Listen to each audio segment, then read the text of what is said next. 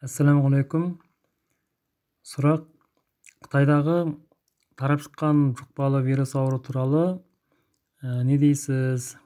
Оның емі бар ма? Және одан қалай сақтану керек? Егер сондай белгі болған болса, қалай емделу керек? Әбен доктордың жауабы: Алла қаласа, әрқандай аурудың шифалығы бар, және ол шифалық Алланың шифа деген және Алланың елшісінің шифа деген жолы арқылы. Сондай-ақ ол шектелінбеген болса, сонымен емделу арқылы Алла қаласа шифалығын тауып, толық сауығуына немесе одан аман болуына, сақтануына мүмкіндік болады екен иншалла. Бұл туралы ең сенімді хадис кітап Сахихул Бухари 76-шы емшілік бабының 1-ші хадисында келеді. Әбу Хурайра радиаллаху анхуның жеткізуінше Наби саллаллаху алейхи вассалам қала, Мұхаммед пайғамбар саллаллаху алейхи вассалам былай деген: Мә әнзалалаху даән, түсірмейді Алла бір ауруды, илля әнзалалаху шифа, оның емін түсірмейді, оның шифалығын түсірмейінше дейді. Сондықтан әрқандай бір аурудың Алла ауру қылып түсірген болса, онда оның шифалығы бар екен. Ал егерде ол түсіргені бір Алланың жазасы болса, онда оған амал жоқ екен. Ол туралы Құранда Алланың көптеген аяттарында келеді. Егер Алланың қаһары түскен болса, Алланың жазасы түскен болса, Алланың завалы келген болса, оны ешкім де қайтара алмайды дейді. Алладан басқа ешкім қайтара алмайды екен. Сондықтан ондай жаза Алланың жазасы болып келген болса, сол жазаға ұшырап жатқан ел, сол жердегі мұсылман халқының істейтіні тек қана Аллаға жалбарыну екен. Алла сақтай көр деп. Және Алланың айтқаны бойынша толығымен ол аурудан сақтану жолын іздеу керек екен, шифалық жолын іздеу керек екен иншалла. Сондықтан осы кітаптың осы бабындағы 4-ші хадисінде мынандай айтылады: Ғани ибн Ғаббас радиаллаху анхума Наби саллаллаху алейхи вассалам қала. Ибн Ғаббас радиаллаху анхума жеткізуінше Алланың елшісі Мұхаммед саллаллаху алейхи вассалам былай деп айтқан: Әш-шифау фи сәрәсәти, шифалық 3 нәрседе: шәртати мақчам, қан алып емдеуде, әу шәрбати ғасәл, ішетін балда, әу кәйяти биннар, және отпен емдеуде, отпен күйдіріп аптап емдеуде. Вә әнхә үммәти анил кәй, және үмбетімді отпен аптап емдеуден, күйдіріп емдеуден тосамын дейді. Сондықтан бұл жерде біздің түсінетіміз біріншісі қанмен емдеу деді, қан алып емдеу, хижама қою. Енді бұл емдеудің қандай тәсілдері бар деген кезде, қазір тарап жүрген мәселен сүлік салу дейді, хижамамен емдеу дейді. Сүлік салып емдеу негізінен құпталмайды. Ең жақсы сол хижамамен емдеу. Хижама бөтілке секілді, лоңқа секілді аспаппен бастан, төбенің ортасынан, жауырыннан тағы басқа қатты ауыратын жерден сондай қан алып емдеу екен. Бұзылған қанды алып емдеу. Енді бұл туралы Мұхаммед бұйрығы бар: бейсенбі күні алыңдар деген. Және ай толғаннан кейінгі ислам есебі бойынша хижрияның әр айдағы 17, 19, 21. Егер осы 3 күннің ішінде біреуі бейсенбіге тура келсе, бұл жақсы екен, өте жақсы күн екен. Сол күн түстен кейін сағат 2-ден 3-ке дейінгі аралықтарда алдырса, өте пайдалы болады екен иншалла. Ал енді алдырмаңдар деген күндер бар екен. Сәрсенбі, сенбі күні ақ ауру мен мақ ауру түседі дейді. Ақ ауру деген ақтанлық ауру екен, мақ ауру деген алапес ауру екен. Сондықтан ол 2 күні, сәрсенбі, сенбі күні алдырмау керек екен. Енді сейсенбі күні Әбу Бәкір Сыдық радиаллаху анху ол кісі алдырмайды екен. Өйткені сол күні қан тоқтамайтын бір мезгіл бар, одан сақ болыңдар деп айтқан, сол үшін мен алдырмайын дейді. Жұма мен жексенбі күні алмаңдар депті. Сондықтан ол күндердің де сақ болу керек екен. Сонда дүйсенбі мен бейсенбі ғана қалды. Дүйсенбі күні енді шектелінбеген, бірақ та алыңдар деп бұйырмаған. Ал бейсенбі күні алыңдар деп бұйырған. Сол үшін ай толғаннан кейінгі ислам есебі бойынша, күні ай есебі бойынша 17, 19, 21 бейсенбіге тура келсе, бұл күн алдырған жақсы екен. Енді қай жерден алдыру керек деген кезде төбенің ортасы, жауырынның ортасы және уйкалаганда ауырган жерден алыңдар дейді. Мәселен, алдымен куракылоңка коюп, сол жерден капкара күйө секилди болуп чыкса бир жер, онда сол жерден алуу керек экенде, калган жерден көп алмай тура туруу керек. Келесі бір айында немесе 2 ай өткеннен кейін біраз қуат жиып алғаннан кейін алса болады екен. Енді қан алатынның алдында Алла қаласа 3 күн ораза ұстап, ислам есебі бойынша хижрияның 13, 14, 15 3 күн ораза ұстап, одан кейін барып бір күн демалып барып алдырса, бұл жақсы екен иншалла. Енді тойып тұрып қан алдырса, ол өте қауіпті деп айтады. Тіпті жан үзуде, жан беруде мүмкін деп. Бұл туралы енді Ибн Синаның тағы басқа үлкен ислам медицинасының ғұлама ғалымдары сол кісілердің жазған кітаптарында да баяндалады. Қан алдыратын күні негізінен ашқазан ішек біраз бос болу керек екен.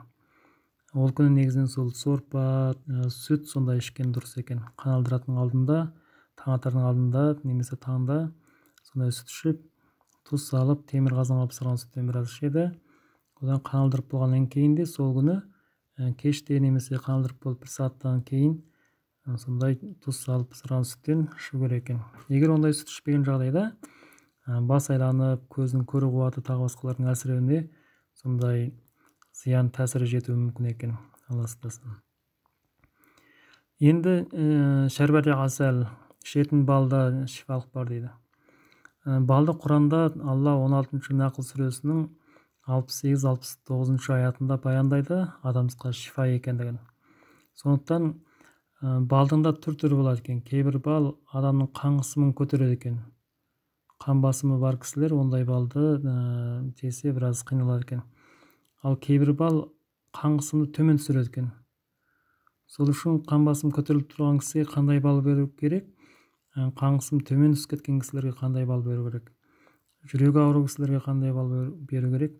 Осыны ең жақсы ислам медицинасымен жолдан жұтқан кісілерден нақтылы сұраса болады екен, иншалла.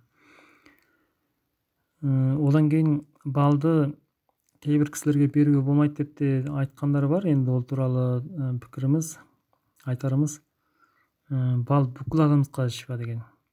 Құран Алла фихи шифа линнас дейді. Балда шифалық бар бүкіл адамзға дейді. Сондықтан құрсақтағы балаға дейін, қартайған кісілерге дейін барлығына шифалық бар екен. Тек қана сол балдың түрін талдай білсе болды иншалла. Енді әукаятим биннар, бұл кезінде сондай істелген екен, отпен күйдіріп емдеген, аптап емдеген деген секілді. Ода шифалық бар екен. Бірақ та одан үмбетімді тосам деп Мұхаммед шектегендіктен енді оған біз жоламыз қалмайды екен. Қазір Қытайдан да келген сондай өте көп шығыс медицинасы емдеу орталықтарында отпен емдеу жалпыласып кеткен. Ол емдеуді негізінен ислам медицинасында құптамайды екен. Сондықтан онымен емделу дұрыс болмайды екен. Енді жаңа бұлауға түсіп емдеу, арасанға, құм арасанға түсіп емделу дегендер бар. Бұл емделулерде ұқсас жалғасты 7 күн, 10 күн, тіпті 1 айға дейін жатып емделген кісілер болады екен. Ол кісілердің енді денесінде қуаты өте әсер етуі мүмкін. Өйткені бір жылда ерекше көп мөлшерде тер шыққан кезде ол кісінің денесінде қуат негізінен қатты азайып кетеді екен. Сол үшін әрқандай нәрсе өзінің орнымен, лайығымен, уақытымен болса пайдасын береді екен. Сондықтан арасан болсын, тағы басқа болсын, иншалла ислам медицинасын толық түсінетін кісілерден оқысып барып, оны қабылдау негізінен пайда екен. Сондықтан осы айтылымдар бойынша аят, хадисті негіз ете отырып, Қытайда осындай өріп жатқан бұл ауру туралы біздің айтарымыз, біріншісі, егер ол Алланың жазасы болған болса, енді сол жердегі мұсылман бауырластарымызбен басқа елдегі мұсылман бауырластарымыздың істейтін ісі тек қана Алладан жалбарынып, өзінің күнәсі үшін, ер-әйел мұсылмандардың күнәсі үшін кешірім сұрау керек екен, иншалла. Біздің бірінші істейтініміз осындай тәуба екен. Содан кейін бір Алладан шифалық тілеп, Алла шифа деген, Алланың елшісі шифа деген және шектелінбеген сондай шифалық жолдарды біз іздеп табуымыз керек екен, және сақтануымыз керек екен. Ал ең маңызды бір нәрсе немегенде, Құрандағы Алланың аятына біз ғамал қылуымыз керек екен, іске асыруымыз керек екен. Қандай іске асыру деген кезде, әрбір намазымызда біз Алладан тілейміз, Алладан сондай дұғалар айтып, Алладан кешірім тілейміз, жақсылық тілейміз, шифалық тілейміз, тура жол тілейміз. Сонда сол тілегіміздің алдында біз Аллаға уәде берген екенбіз. Сол уәдемізді орындауымыз керек екен. Ол қандай уәде дегенде, әрбір намазымызда оқитын Фатиха сүресінің ішіндегі ияке нағбуду вә ияке настағин деген осы екі уәде екен. Біріншісі вә ияке нағбуду, тек қана саған бойсынамыз деген уәде. Екіншісі вә ияке настағин деген, тек қана сенен жәрдем сұраймыз деген. Сол үшін алдымен біз Аллаға бойсынуымыз керек екен, одан кейін барып Алладан тілеуіміз керек екен. Егер сол Аллаға бойсынамыз деген уәдеміз шын болған болса, онда Алланың жауабы 2-ші Бақара сүресінің 172-ші аятында келеді. Енді басқа аяттарында да көп сондай келтірілген. Бұл аятта Аъузу биллахи минаш шайтанир ражим, Алла былай дейді: Я айюхаллазина аману, я мүміндер, күлу мин тойбати ма разақнакум, сендерге рызық қып бергендеріміздің ішіндегі жақсынан, пагынан, тазасынан жеңдер дейді. Бұл жерде не айтылып жатыр десек, Алла рызық қып берген нәрселердің барлығын жей беру дұрыс емес екен. Соның ішіндегі ең жақсысын жеу керек екен. Мәселен, арпа тұрған жерде бидайды жеу дұрыс емес екен. Қара ұн тұрған жерде ақ ұнды жеу дұрыс емес екен. Зәйтүннің майы, қойдың құйрық майы, түйенің өркеш майы, сиырдың іш майлары тұрған жерде су майды істету, араның балы, жеміс-жидектер тұрған жерде ақ қанат, секерді істету, шоколад деген нәрселерді, химиялық заттарды тұтыну, бұл мүлдем болмайды екен. Бұл дұрыс емес екен. Вәшкүру лиллахи, және шүкірлік етіңдер Аллаға, ин күнтум ияху тағбудун дейді. Егер де сендер шынымен ияху, тек қана оған тағбудун, бойсынатын болсыңдар дейді. Сол үшін жаңа алдында Фатиха сүресінде намазымызда біздің айтатынымыз ияке нағбуду дедік, тек қана саған бойсынамыз дедік. Ал мына жерде Алла айтып жатыр, егер сендер шынымен ияху тағбудун, тек қана оған бойсынатын болсыңдар дейді. Не істеңдер дейді? Алла рызық қып бергендердің ішіндегі тойбатынан жеңдер дейді. Жақсынан, тазасынан, пагынан жеңдер дейді. Және соған шүкірлік етіңдер дейді. Аллаға шүкірлік етіп, сондай ғана тұтыңдар дейді. Сол үшін біз Алла Құранда халал деген, тойбат деген, жақсы деген, таза деген сондай нәрселерден тұтынуымыз керек екен. Түйе, сиыр, қой, ешкінің еті, майы, сорпасы, құрма, жаңғақ, тин дейді, өзбекше инжир дейді, қазақша жалманқұлақ дейді. Сонан кейін зәнжәбіл дейді Құранда, қытайша сыңжан дейді, қазақша жем-жеміл дейді, орысша имбір дейді. Енді осындай заттарды біз тұрақты тұтынуымыз керек екен, иншалла. Және тұзды үзбеуіміз керек екен. Сондай-ақ біздің қазанымыз алюминий емес, темір болу керек екен.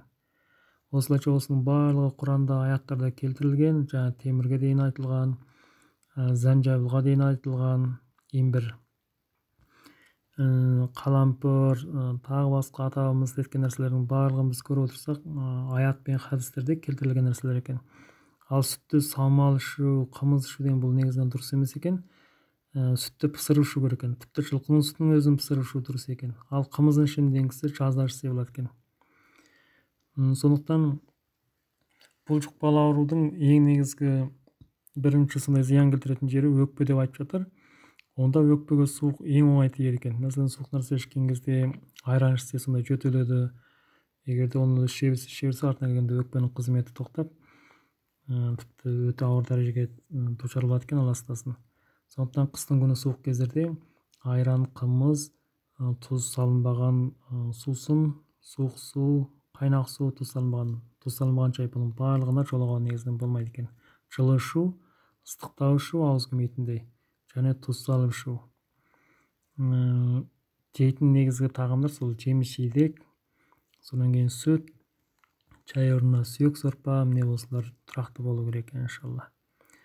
Сондықтан жаңағы хадиске қайта оралсақ, бірінші хадиске, Алла әрбір аурудың шифалығын берген. Ал сол шифалық, Алла шифа деген нәрселерде, Алла жақсы деген, ішіңдер, жеңдер деген нәрселерде екен. Біз соны толық орындасақ, содан кейін 5 уақыт намазды қалтырмасақ, оразамызды тастамасақ, онда ол кісінің денесіне ондай ауру пәлекеттер негізінен жоламайды екен. Тіпті қасындағы кісілерде сондай нәрсе болып жүрсе де, эгерде Аллага жалбарынып, Алладан коркуп, Аллага бүкүлдөй табакел этип, Алланын исте дегенин istеп жүргөн киши болсо, ол вирустун өзү Алланын жараткан бир пендеси, бир жаратылыс. Мейли оны түрлүү химиялык жолдор менен оны бириктирдим, жанагы элдердин айтып аткан секилди. Мейли не болсо болсун, ол баардыгы уксас Алланын бир жараткан жаратылысы экен.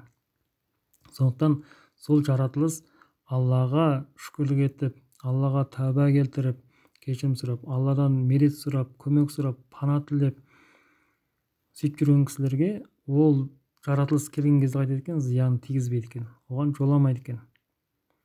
Ал энди ондай бир жаратылыштар, зыян жаратылыштар кимге барып тиет десе, Аллага каршы келип жүргөн, шүкүрлүк этпеген, Аллага тәуба келтирмейтин, Алладан коркпайтын, Аллага каршы келип жүргөн кишилерге ол енді завал болуп тийүү мүмкүн экен, Алла сактасын.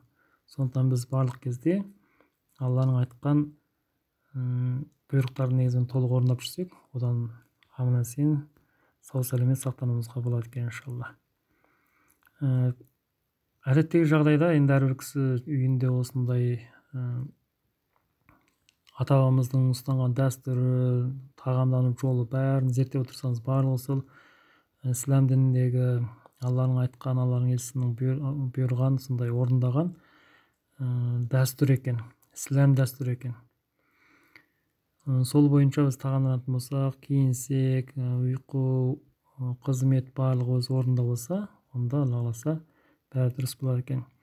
Ал энди ондай истей алмай жаткан, ондай мүмкүндүк болмой жаткан кишилер сону истеп де пайдасын толук ала алмай жатса, онда ислам медициналык орталыгына, сондай ислами жол менен эмдейтин кишилерге келип каралганы дурус болот экен иншалла.